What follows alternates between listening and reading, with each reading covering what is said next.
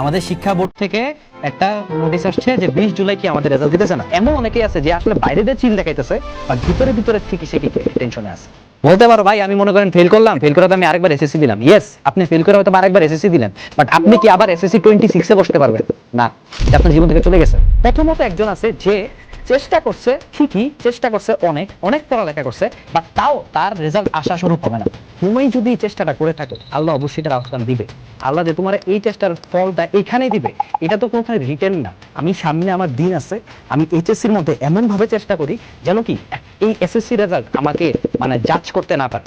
সাকসেসের পিছনে ভাগা বন্ধ করো। তুমি এমন ভাবে প্রস্তুতি নাও সাকসেস যেন তোমার পিছনে ভাগে। আসসালামু আলাইকুম, এসএসসি 26, আশা করি তোমরা সবাই ভালো আছো, বা এইচএসসি 28। তো তোমাদের কি অবস্থা? প্রথমত তোমাদের হচ্ছে একটা মোটামুটি একটা ভালো নিউজই বলতে পারো, আবার অনেকের জন্য খারাপ নিউজ।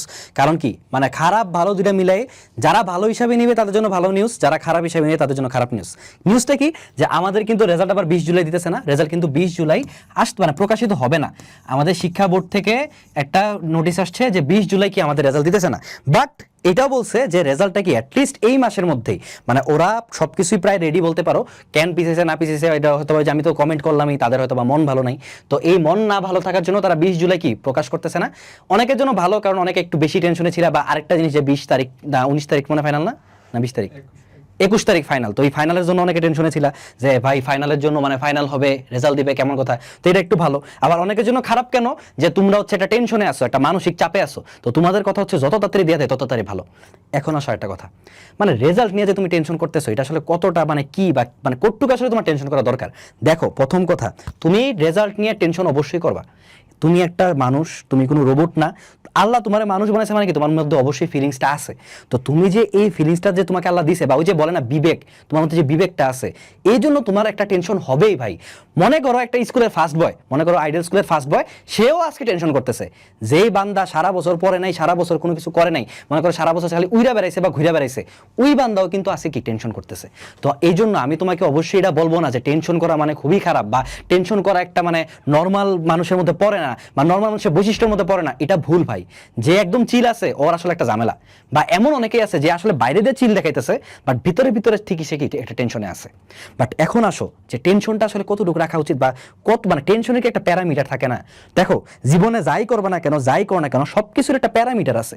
সেম তোমার টেনশনের লেভেলেরও একটা প্যারামিটার রাখা উচিত।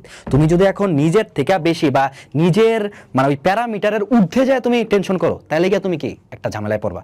এখন প্রথম কথা আমি ফার্স্টে বলি, একটা রেজাল্ট আসলে তোমার সবকিছু নির্ভর করে না। টিপু স্যারের ভিডিওটাও দেখছো, আমারটাও আমি বলতেছি, একটা রেজাল্ট তোমার সবকিছু নির্ভর করে না। এখন তাহলে বলতে পারো ভাইয়া তাহলে কি আমি চিল করব, আমার কোনো মানে কোনো কিছু নাই, আমি টেনশন করব না, আমি কি মানে কি বলে এখন জাস্ট নর্মাল থাকবো? না, শুনো আমি তোমাকে একটা কথা বলি।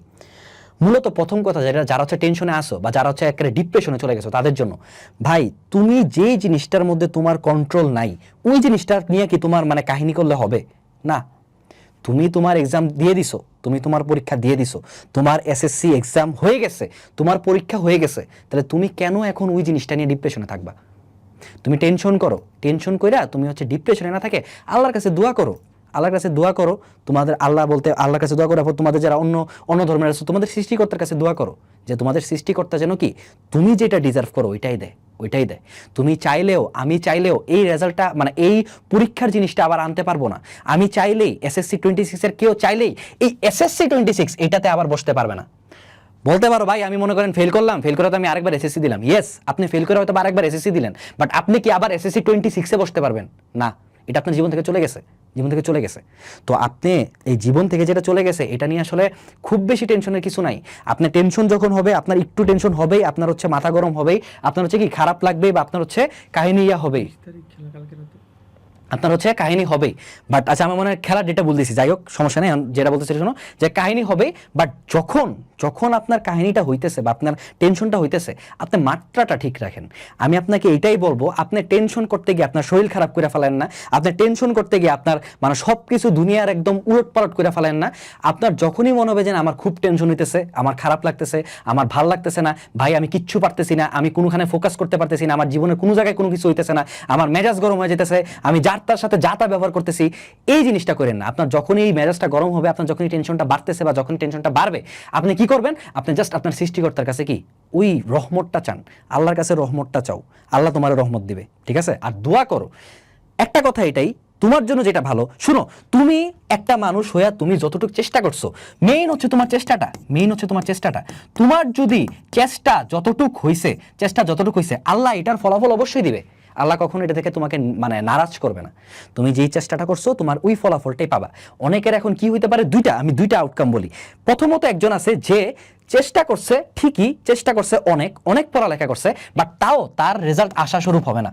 মানে আমি বলতেছি না রেজাল্ট খুব খারাপ হবে, আমি বলছি তার রেজাল্ট আশা স্বরূপ হবে না। মানে মনে করো সে ভাইবা রাখছে গোল্ডেন প্লাস পাবে, সবগুলো প্লাস পাবে, সে জিপিএ 5 পাবে, বাট কোনোটাই পাইলো না। কিন্তু সে চেষ্টা করছে অনেক, সে চেষ্টা অনেক দিল, বাট কাহিনীটা কি, এটা কি মানে আসলে মানে ওই রেজাল্টের মাধ্যমে কি তোমার জিনিসটা শেষ?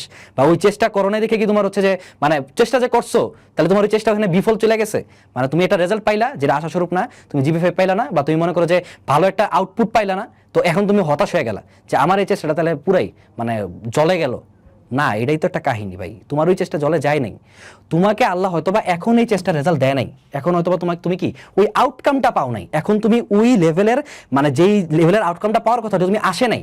বাট তোমার জীবন কি এখানে শেষ নাকি, যে তুমি এই এসএসসি দিলা কালকে মরে যাবা, পরশুদিন মরে যাবা, বা কালকে দিলা কালকে তোমার জীবন শেষ, এমন হইতেছে নাকি? না, তুমি যদি চেষ্টাটা করে থাকো আল্লাহ অবশ্যই এটার আউটকাম দিবে। কোনখানে লেখা আছে যে চেষ্টা করছো একটা কাজের লেগে ওই জায়গাতে তোমার হচ্ছে আউটকামটা পাওয়া লাগবে? মানে মনে করো একটা মানুষ যে হচ্ছে মনে করো বিজনেসের কথা পাবো, বিজনেস কি মানুষ একটা করে, বা মানুষ কি একটা করলে ওটার মধ্যে ফলাফল পাওয়া যায় না? সে চেষ্টা করতে থাকে, একটা পর একটা বিজনেস করতে থাকে, এরপর কি তার হচ্ছে যে কোনো একটা বিজনেসে সাকসেস হয়, ওইটা সে কন্টিনিউ করে। সেম আল্লাহ যে তোমার এই চেষ্টার ফলটা এইখানেই দিবে, এটা তো কোনোখানে রিটেন না, বা এটা তো তুমি জাইন না করো না যে আমি এইখানে চেষ্টা করবো দেখে আমি এখানে জিপিএ 5 পাবো, এখানে গোল্ডেন পাবো। তাহলে এই যে চেষ্টা করছো তুমি অবশ্যই এটার ফল পাবা। হয়তোবা এখন তোমার জন্য এই জিনিসটাই ভালো, তোমার হয়তো জিপিএ 5 ভালো না, জিপিএ 4 ভালো, তোমার যদি জিপিএ 4 ভালো না, তোমার জিপিএ 3 ভালো, এখন এটা পাইছো, এটা নিয়ে তোমার কি সন্তুষ্ট থাকতে হবে? কারণ পুরাপুরি আমি তোমাকে একটু বলি, একটা আয়াত আছে যে যখন তোমার উপর কোনো একটা মানে মনে করো আল্লাহর ওই যে বলে না রহমতের উল্টাটা, যেটা যে এটা তোমার মানে হবে, মানে রহমতের উল্টাটা আসবে, তোমার ওইটা মানে করে নেওয়া উচিত, তোমার ওইটা মানে সন্তুষ্ট থাকা উচিত। আর তুমি যদি সন্তুষ্ট না হও, তোমার উপর আরো গজব আসতে থাকবে। তো এই জন্য ওই যারা চেষ্টা করছো, বা যারা হচ্ছে তুমি সম্পূর্ণ রূপের একটা মানে পুরা ইফোর্ট দিছিলা বাট ভালো রেজাল্ট আসে নাই, সমস্যা নাই ভাই, সামনে দিন আছে, তোমার দিন আল্লাহ ফিরাই দিবে। আর যারা চেষ্টা করো নাই, তারা ভালো মতোই বুঝতেছো যে ভাই আমার চেষ্টাটা আমার মতো হয় নাই, আমি যেরকম চেষ্টাটা করতে চাইছিলাম ওই চেষ্টাটা আমি করি নাই, বা মনে করো আমি যেই ইফোর্টটা দিতে পারতাম আমি ওই ইফোর্টটা দেই নাই, তাদের জন্য জাস্ট এটাই বলবো যে ভাই তুমি তো নিজের ভুলটা বুঝতে পারছো, তাই না? তাহলে এখন কেন তুমি কষ্ট পাইতেছো? তুমি এখন ওই মোমেন্টে থাকো, ওই এইটাতে থাকো, যে একটা জেদ নিয়ে থাকো যে আমি এখানে চেষ্টাই করি নাই, আমি এখানে চেষ্টা করিই নাই। তাহলে আমি এক কাজ করি, আমি সামনে আমার দিন আছে, আমি এইচএসসির মধ্যে এমনভাবে চেষ্টা করি যেন কি এই এসএসসি রেজাল্ট আমাকে মানে জাজ করতে না পারে। আমি এইচএসসি থেকে ওই রেজাল্ট করে আমি কি করে দিব, মানে ওই রেজাল্ট আমি উঠাই দিব। তো দ্যাটস দ্য ফ্যাক্ট। তুমি সাকসেসের পিছনে ভাগা বন্ধ করো, তুমি এমনভাবে প্রস্তুতি নাও সাকসেস যেন তোমার পিছনে ভাগে। তো এই জন্য তুমি যদি এখন হতাশ হয়ে বসে থাকো তাহলে হবে না। বা মনে করো একটা রেজাল্ট দেওয়ার পর তুমি হতাশ হয়ে যে কোনো কিছুটা করে ফেললা, এটা খুবই খারাপ একটা জিনিস। তুমি আল্লাহর উপর ভরসা রাখো, নিজের উপর ভরসা রাখো, চেষ্টাটা বাড়ায় যাও, এটা হচ্ছে কথা, ঠিক আছে? এখন আসো যে অনেকেই একটা জিনিস বলে যে ভাই আমি সবই বুঝলাম, সবই কিছু করলাম, আমার বাবা মারে আমি কি বলবো? বাবা মা তো জিনিসটা মানবে না। ভাই স্বাভাবিক, খুবই স্বাভাবিক। তোমার বাপ মার তোমার জন্য মানে তোমার উপর একটা রাইটস আছে। তোমার বাবা মা তোমার জন্য কম কষ্ট করে নাই, ওইখানে টাকা পয়সা কম দেয় নাই, তারা কষ্ট করতেছে, তারা মানে কষ্ট করতেছে এবং কষ্ট দিতেছে। তাহলে এই যে শ্রম দিতেছে, তারা কি একটা ভালো রেজাল্ট আশা করে না? তো এই জন্য যদি বাবা মা মানে তোমাকে বকে, তোমাকে যদি করে, তোমাকে যদি মানে একটু মানে দেখা গেল একটু হেও করলো, অবশ্যই মানে হেও করলো বলতে আমি বুঝেছি, মনে করো তোমাকে বা মানে একটু ওরা চেতা থাকলো, রাগ করলো, কথা বললো না, এটা একটু ওদের এটা হবেই, এটা ওরা এমন করবেই, কারণ ওরা তো কষ্ট করতেছে, তো ওরা তো একটা আশা নিয়ে আসে। বাট এটা তো আসলে সব সময় না। তোমার এই জিনিসটা ওভারকাম তখনই করতে পারবা যখন তোমার বাবা মার মুখে তুমি হাসিটা ফুটাইতে পারবা। আর এই হাসিটা ফুটানোর জন্য কি তোমার পরবর্তী পরিকল্পনা জিনিসটা ক্লিয়ার রাখতে হবে, যে না আমি সবকিছু ঠিকঠাক করলাম, আমি সবকিছু ভালো মতো করলাম, আমি বেশি করে পড়ালেখা করলাম, আমি এমন একটা রেজাল্ট করলাম যেন কি পরবর্তীতে এইচএসসি রেজাল্ট দেখে আমার বাপ মা বলতে পারে আমার ছেলে একটা রেজাল্ট করার মতো একটা রেজাল্ট করছে। তো এটাই হচ্ছে কথা। তো এই জন্য আমি এটা বলবো যে রেজাল্ট নিয়ে তোমরা টেনশন করো, অবশ্যই করো, আমি এটা বলবো না যে করো না, না করলে তোমার হচ্ছে এটা তুমি মানে অন্য পর্যায়ে চলে গেছো। তো টেনশন করো অবশ্যই, বাট একটা লিমিটে করো। তুমি টেনশন করতে করতে নিজের জীবনটারে নষ্ট করে না হুদায়, মানে জীবন বলতে আমি কি বুঝেছি তুমি ভালো মতো বুঝতেছো, যেটা রেজাল্ট দিল, রেজাল্ট দেওয়ার পর তুমি একটা অকাজ ঘটাইলা, এইটা যেন ভাই আমি কারো কাছ থেকে না শুনি। তুমি টেনশন না করে তুমি আল্লাহর কাছে দোয়া করো, এবং যেইটা রেজাল্ট আসবে এটা আর পুনরায় ফিরাতে পারবে না, তাই এইটার উপরে সন্তুষ্ট থাকো এবং এইটা চেষ্টা করো সামনে যেন তুমি যেই রেজাল্টটা আনবা ওটা যেন এটার থেকে 10 গুণ বেটার হয়। ঠিক আছে? তো এই হচ্ছে কথা, মানে আমি এইটুকুই বলবো যে ভাই আল্লাহর উপর ভরসা রাখো, তুমি চেষ্টাটা করতে থাকো, নিজের দেখো তুমি যখন, আমি বারবার এটা আগেও বলছি, তুমি যখন নিজের উপর মানে নিজে একটা বেস্ট দিবা না, তখন তোমার নিজের উপর একটা কনফিডেন্স থাকবে, নিজের উপর একটা বিশ্বাস থাকবে যে না আমি আমার বেস্টটা দিছি। আমি তোমাদের মধ্যে এটাই চাই যে তোমরা অ্যাটলিস্ট এই জিনিসটা যেন থাকে, আমি আমার বেস্টটা দিছি, এটা যেন সামনে গিয়া কি মানে সামনে এইচএসসিতে যেন এই জিনিসটা মানে বলতে পারো যে আমি যাই পাই না কেন আমার বেস্ট আমি চেষ্টা তো করছি, এর থেকে বেশি আমার করার কিছু ছিল না। ঠিক আছে? তো এইটুক পর্যন্তই।